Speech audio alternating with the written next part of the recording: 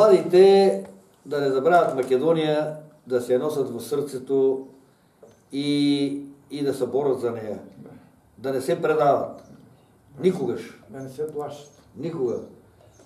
Аз не се плашам. Аз съм Не за тебе, говоря. но има много млади тук, които са просто се плашат и за работа, ни се разправя по тия въпроси и на такова. Немат, дето вика Миле, немат сърце. То за всеко нещо трябва сърце да имаш. Сърце трябва, така. Поръката ми е това.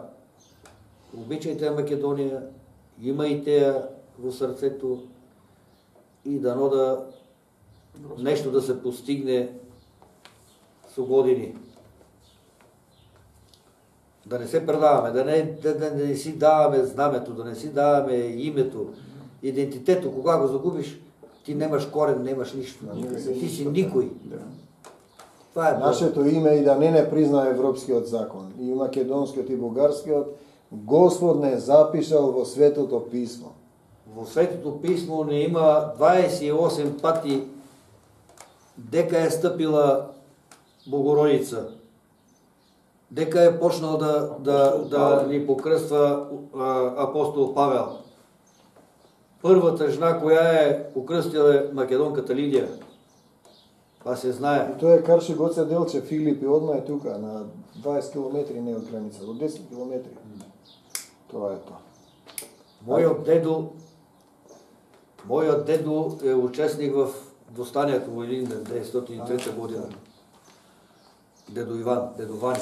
И моя дедо исто. И бил кака, имам кака на 84 години, која ме е кръстница, ме е кръщавала Гоце. Когато съм се родил, дядо ми е искал да бъда Иван на него. Обаче кака ме е кръстила Гоце. Дедо е рекал, щомто е Гоце, може.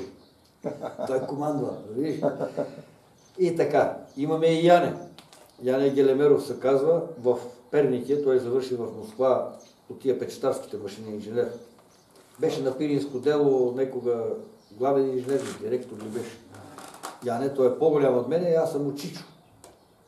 Защото Чичо ми е 905 година, татко е 27 година.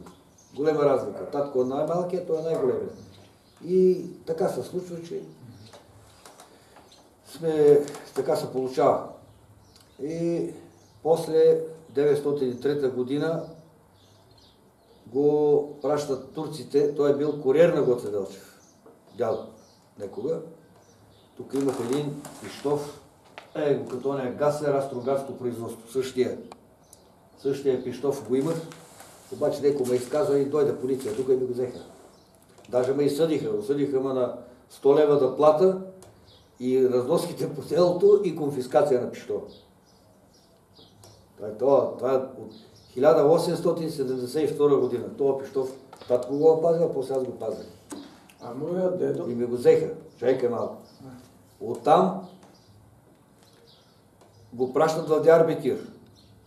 Това кака ми го казва. Диарбекир. И оттам, сега коя година е било, сигурно 908 година, младотурците го са дошли.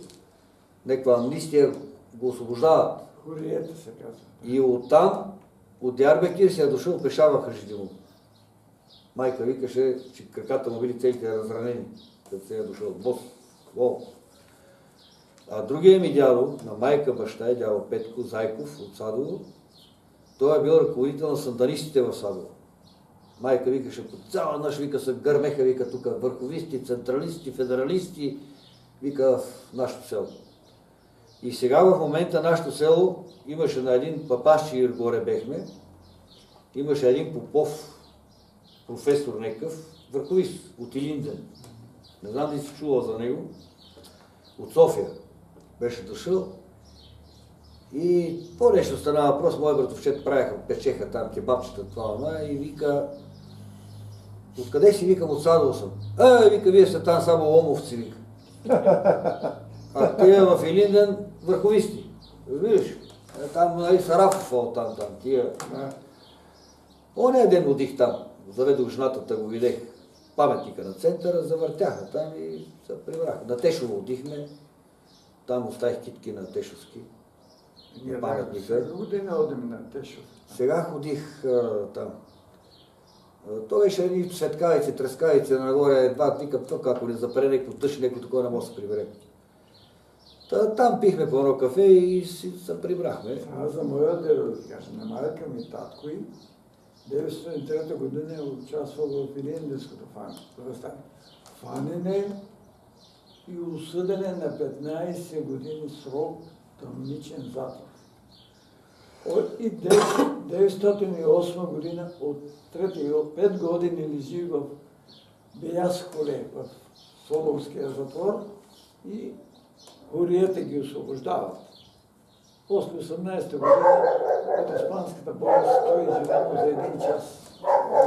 Възстояние некога Македония е имала такива моменти на надежда да се оправи нещо. И по време на хорията. Нали, Сандански тогава фаща султана и с влак го праща в Солун. Нали, с Тодор Паница там, те отряд, дето е било, четата. 1000 души са били. Участват, Да. обаче турците тия се изметат тия турци и нищо и И он половина. кога рекол за Македонија е слободна, извадиле мечовите српските и овие француските војски и ќе се степале во Солун. Така било. Рекол Солун е македонски слободен и они извадиле мечовите, српската војска и овој 12-та година пак са участвали в Балканската война да се освободи Македония и да такова. Сандански води по Албания там с уния политики, води човека нищо и половина. Първата световна война, Втората световна война, македонски полкове, македонски доброволци, това са участвали и нищо и половина. 12 година па на татко му е убит. И? Участвал в Балканската война и е убит. Ние сме, значи, два народа има во Светото писмо што се важни. Првите се евреите кои имаат завет со Бог, а вторите се македонците кои го повикуваат Бог, бидејќи евреите не го познале. И Господ вели, ќе изберам народ што ќе го прослави моето име. И после го сонува апостол Павле. Значи, ние ги имаме слична судбина. Евреите ги избркаа, сега се собираат да ја создават држава, значи, Сатанава сака да ги сништи тие. И сега сме ние вторите македонците. Сега евреите имаат заедништво, они се собраа и се враќаат назад. А ние уште ја држиме државата, уште не мала. Дали си разбрал символиката на овој трон, защото го бех направил? Символиката. Наотгоре е кръстот. После Свети Наум, църквата. После апостол Павел. Климент Охридски. Цар Самуил. И линденците. Така е. Александър отсам Филип. Така е. Това дадо го без пари на Горан, само и само да остане в Македония, овој трон. Не е за тука. Тука ми даваха много повече пари. Казвам ти го. Петралиски, не знам дали го знаеш от Хриживо. Правеше тия играчки, що се слагат во яйцата, шоколадовите. Много здрав македонец. Видел го е на центъра на Гоце Делчев, когато го сваляха там Иван... Не.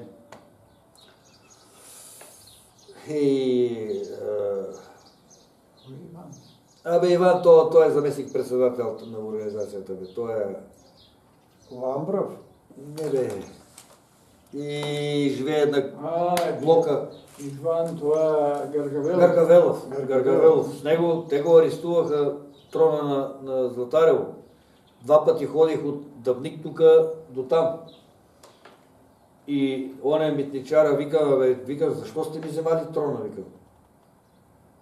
Майсторе, златните ръце, вика, ти голяма работа си направил, ти знаеш колко пари струва, вика това, Къде ще го караш по Македония? Викам, той е направен за там. Сега 100 години и Линден, викам, това е с такава тематика, направено, викам, там искам да го откарам.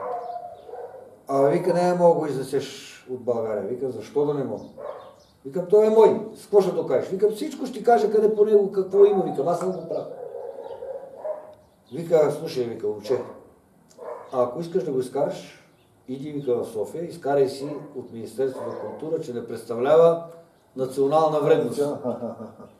И тогава, През това време във вестник Труд излиза отзад, дето са белезниците, престъпниците, пише, аз държа още това го държа, тази изрезка, пише, църковен трон, той първо не е църковен, църковен трон на Омо и Линден задържан на границата на Кулата.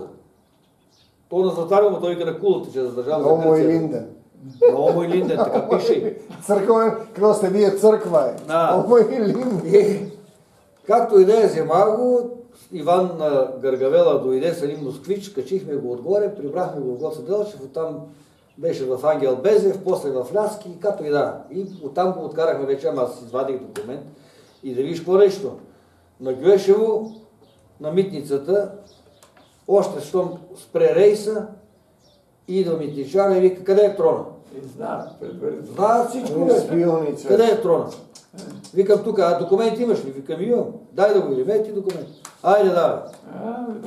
Ама знаят всичко. После, кога правихме изложбата там и Блаже Рисевски вика, как му вика го докара, вика от тук. А во Мала Преспа, преко граница, иконостасот го носеле на Магариња.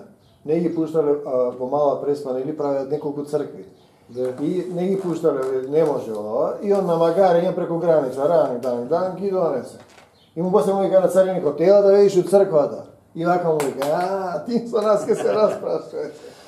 Тоа е тоа. Тоа е македонска работа. На 4 май 1903 година. Ајде ви, знаеш што е? 4 май 1903 борба загина Гоце Делчев. Има още една Иван Котев. Знаеш? Бехме в Коми заедно. Той ми викаше, Гоце, вика, аз съм, вика, как го каза тогава, не патриот ми, събирач съм, вика, на народни песни, такива творби. И тогава с него се заимахме и на един рожденски манастир бех направил на интазия Яне Сандански. От фурнир. Тук нямам такава, да ви я покажа. И я бехме служили на трибуната. Точно същия рожен, когато полицията беше. И после Иван като я взема и побегна долу и я беше фърлил в дерето отдолу, беше скрил, да не я взема. Той пееше една песен много хубава, моли се на Бога Севде. Ајде знае та. Моли се на Бога Севде, моли се на Бога, моли се на Бога Севде, дотече. Они ја пеа така. Вардар да дотече Севде, вардар да дотече, вардар да дотече Севде, сандък да донесе. Ови ми ја пеа кременците. Во сандъко има Севде, во сандъкот има, во сандъкот има Севде па. Една десна рака. Една десна рака. На раката пише Севде. На ръката има Севде, на ръката има. На ръката има Севде, пръстен Мария. На пръстенот пише Севде, на пръстенот пише, на пръстенот пише Севде име Гоце Делче. Тоа е тоа, име Гоце Делче Севде, смрт или слобода, како го беше тоа, само на пръстенот пише? Не. Тя беше, това е друга. На пръстенот име Гоце Делчев, име Гоце Делчев сене, име Гоце Делчев. Те различни интерпретации. Смрт или слобода седе за... Пиринците си пеят разни. Ovo от Кремен ми я пееше Јорданка Парталова. Аз знам знаеш, така как ти е. Кого се Делчев живеел на? Той Иван Котев го беха били на един 4 май в Благоевград. Май по Италия ли ходи на операции и на такова. Беше много зле момчето тогава. На Йордан се протежете страна тия. Киряков, той Сухаров опет. Да, ма той Иван Котев, ние си имаме много в коми с него. Тя после стана вече, той ги пише, всичко пише. Стойко, да? Трябва да вземе страна. Ами вземи я при Ангела има, 20 книги му опратил. Ние имаме един Васко, един купаничар, от Битола познавам поне 7-8. У Кавадарци не викат кеме, чекат, че Да, от Неготино имам едно семейство, пак купаничари, планинари са, тук идват по България, всички плани Митко. Браво. Той е много добър такова. От Прилеп, нали така, от Демир Капия ли беше там, това отдолу. От Кичево имам един познат биш полицай, прави зурни, свирки, такива веле. Що ти кажеш, защо се разцепихме ово или твое виждане? Кажете, ето мнение какво е? Не знам, аз нали ти казвам, той го описва всичко, нали, Йордан, дето ги е правил тия мизерлъци на конгреси, с тая рожденска декларация, вън българските войски, значи, да, там за смесени бракове, за какво ли не, ама това са неща, които човек трябва да има малко и дипломатичност, и да се усеща къде какво мога да кажеш. Значи, обединение на Македония, кой не я иска? Кой Македония не иска да се обедини Македония? Така е. Та те Германия се обедини. Корея върви натам. Ясно. Оставаме ние тук. На Йордан за тия, дето вика български окупаторски войски, аз викам така. Кой ще не регистрираше това Слушай положение? сега, аз викам така. Нас не липсва дипломация. Ние истото може да го кажеме. Ама той го казва, интелигенцията се отдръпна от организацията. Пиринска и Егейска Македония да бидат мост за обединяване на македонците, разбираш? Не окупаторски. Кой си ти, бе? Що можеш имаш ти? Ма не е времето за тия работи, бе. Всеко нещо си иска времето, бе. Я ги гледай сега корейците в момента как са. Прави ли им някой проблем? Почнаха да се събират. Да. Почнаха да се събират. И те ще се обединят, че видиш. Сигурно. И може да... Германците. Как, що стана, гледаш? Ами Кол какъв е? Той направи да се обединиха. С тоя. Използват момента. А ние какво? Ние се речеме, идем там да ни отупат и нищо и половина. Немаме, отдръпнаха се, де така, интелигенцията се отдръпна. Значи ние нямаме един Стойко, дето е, ти, Стойко, още няколко такива, дето са по-така. Той не че другите какво? Не, виж какво сега. Значи политиката не е за всеки. Липсва дипломация.